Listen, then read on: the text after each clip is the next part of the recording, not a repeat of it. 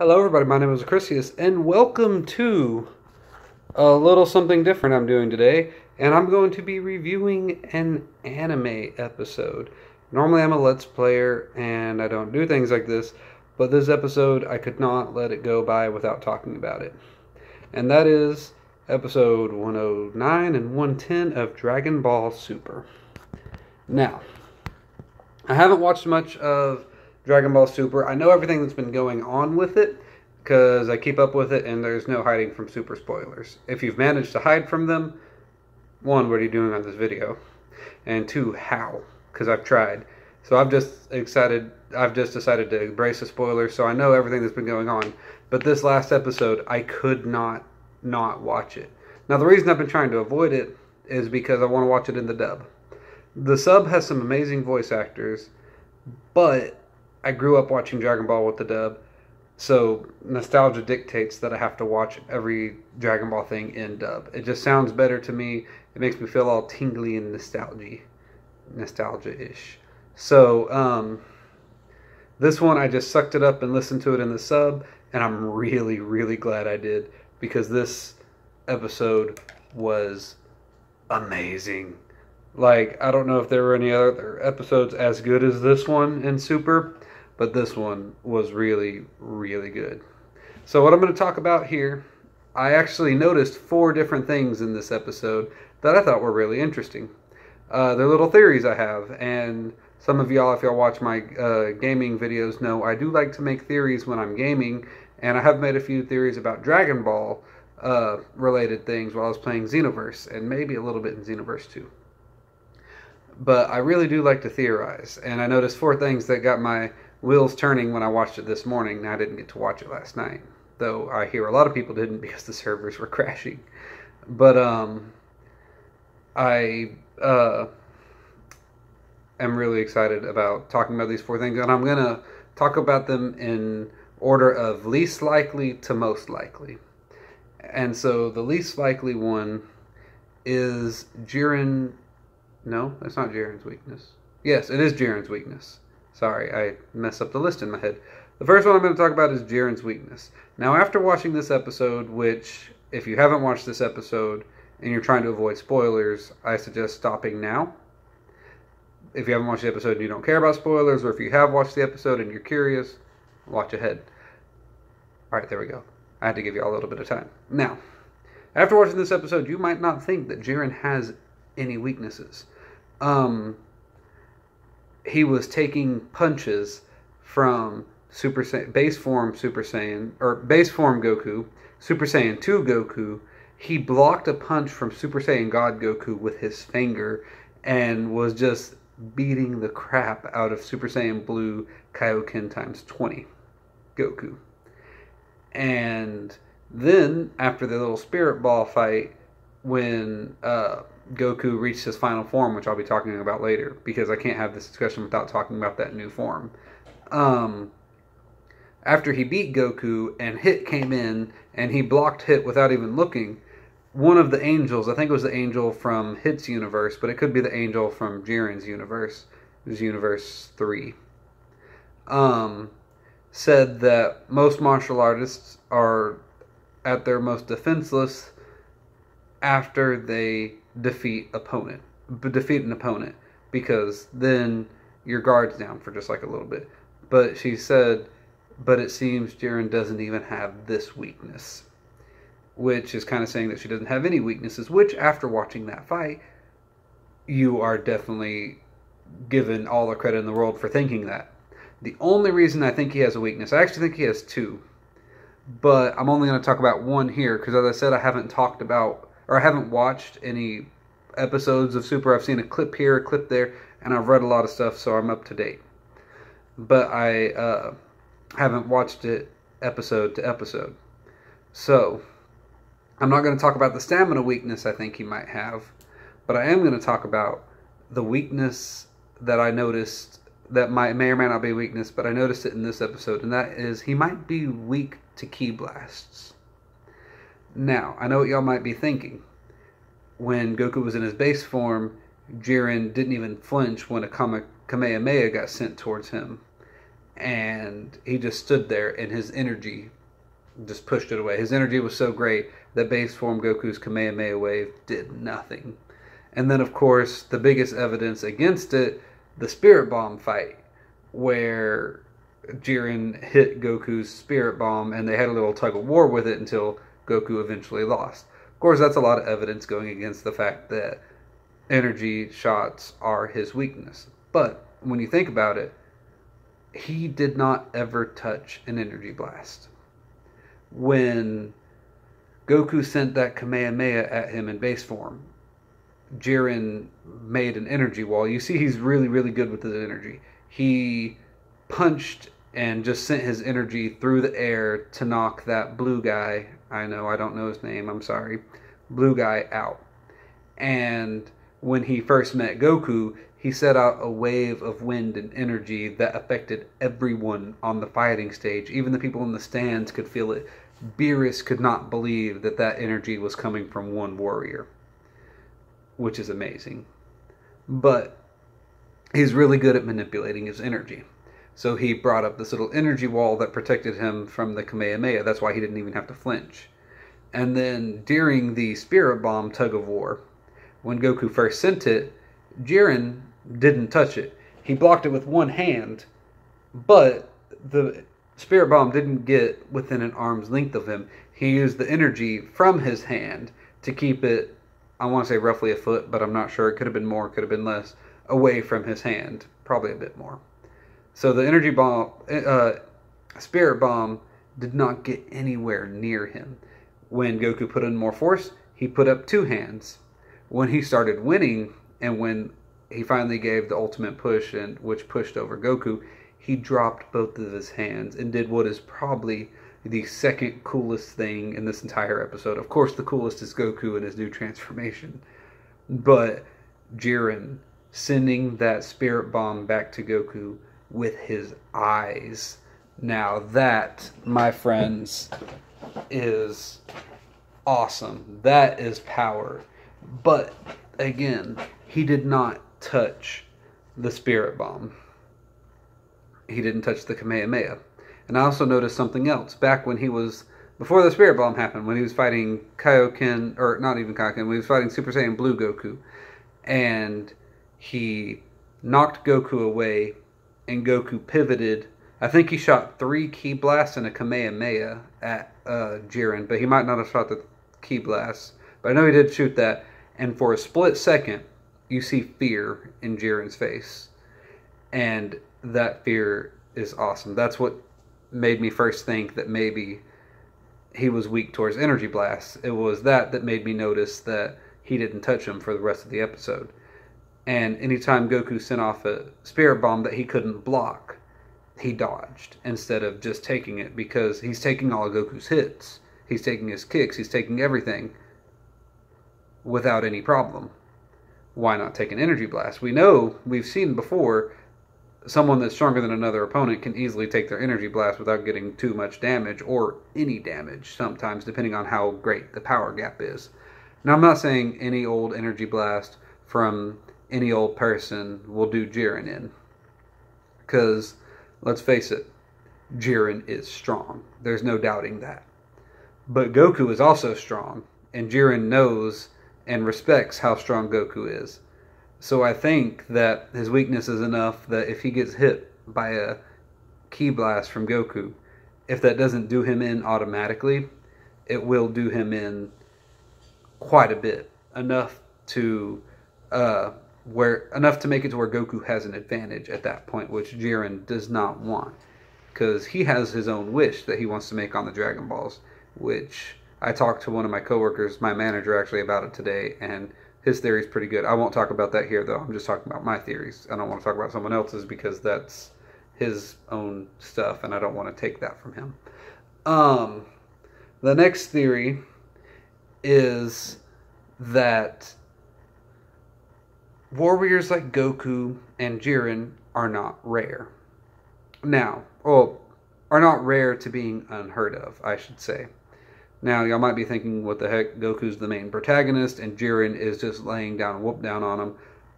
They can't be many more enemies like this, but there can. there are 4 universes that aren't in on this fight. And of those 4 universes, every one of the gods is present during this tournament. Now, one of them, I don't know which universe he is or which god it is. He looks I think he looked a little reptilian.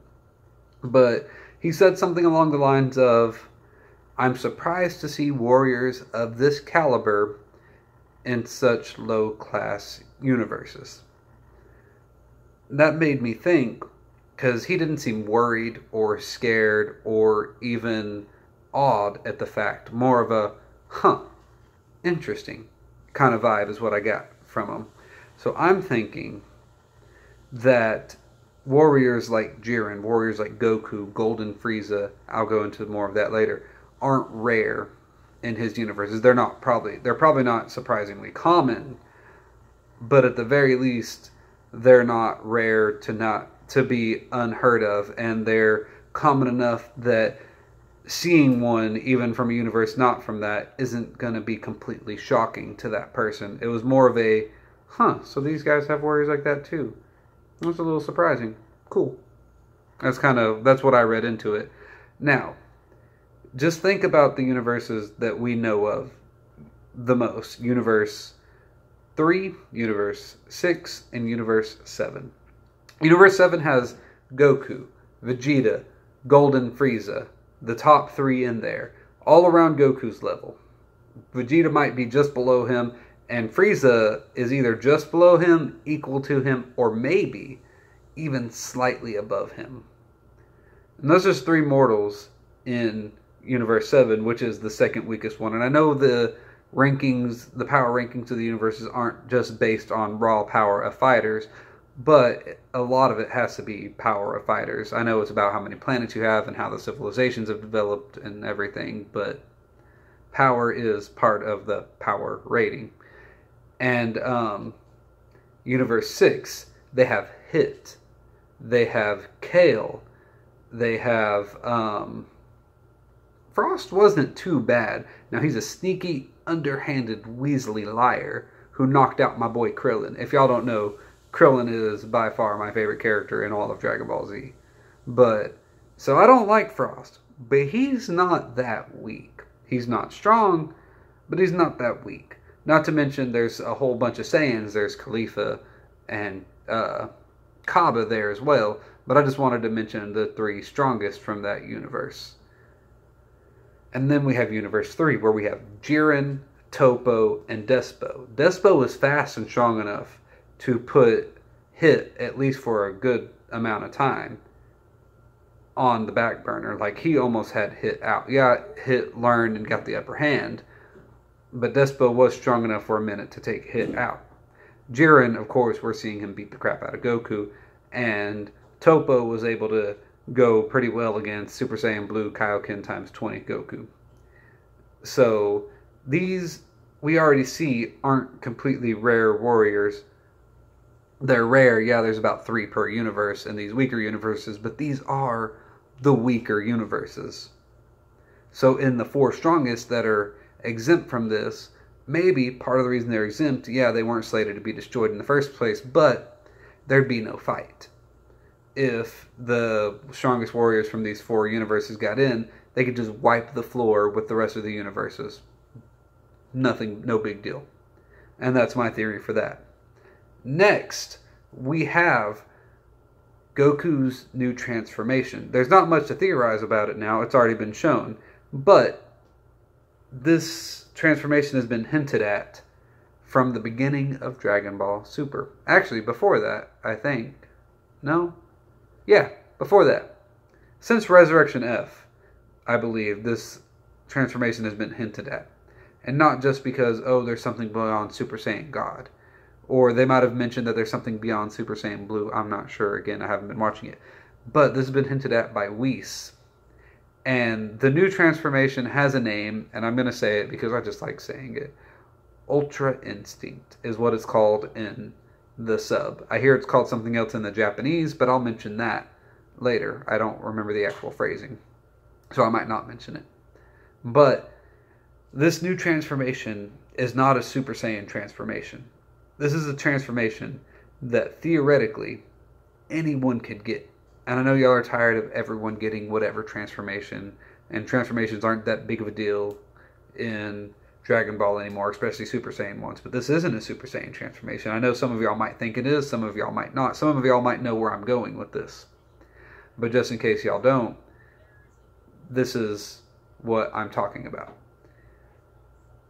Through the entire amount of training between Goku, Whis, and Vegeta, there's one thing that Whis kept harping on. And y'all saw how excited Whis was when he saw this transformation.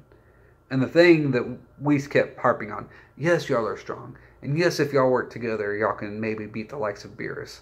But those two aren't the best. Those two aren't the things he harped on the most. The thing he harped on the most is they're too slow. They're taking too much time thinking about their actions. And that they need to get to a point to where they don't think. Their body just moves on its own. A punch comes without even looking, without even thinking. Your arm comes up to block it. A kick comes behind there. You either dodge or you maneuver to where you can block that as well. Your body moves on its own, which saves precious, precious fighting time. That's why Whis is so much stronger than Beerus and so much stronger than, well, yeah, he's stronger at strength terms, but this is why he outclasses them. You can be stronger without outclassing someone.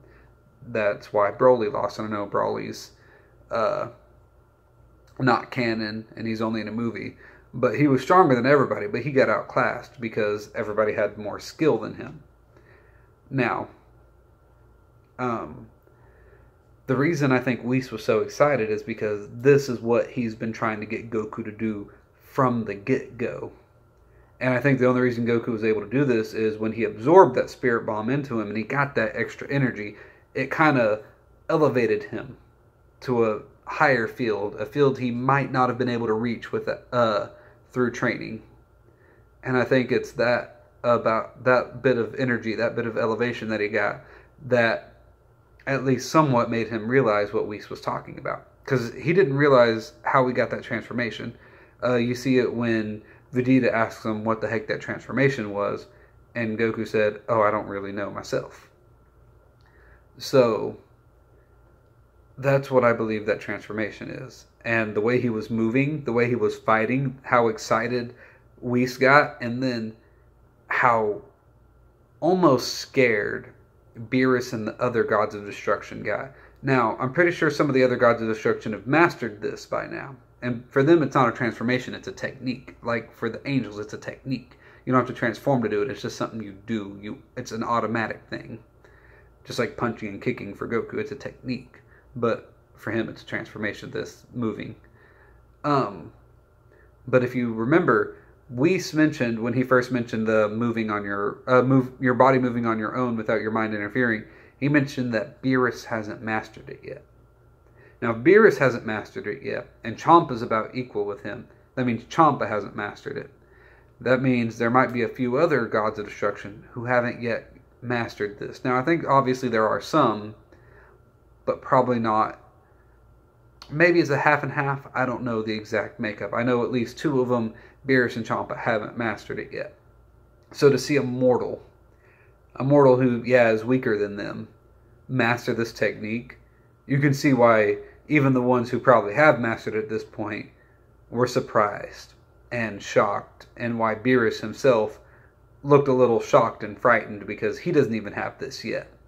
And now Goku has it. What's to say the next time him and Goku fight, this doesn't happen, or this happens and Goku doesn't just beat the crap out of him. And I'm guessing if a God of Destruction loses, he no longer becomes a God of Destruction, and his title gets stripped from him.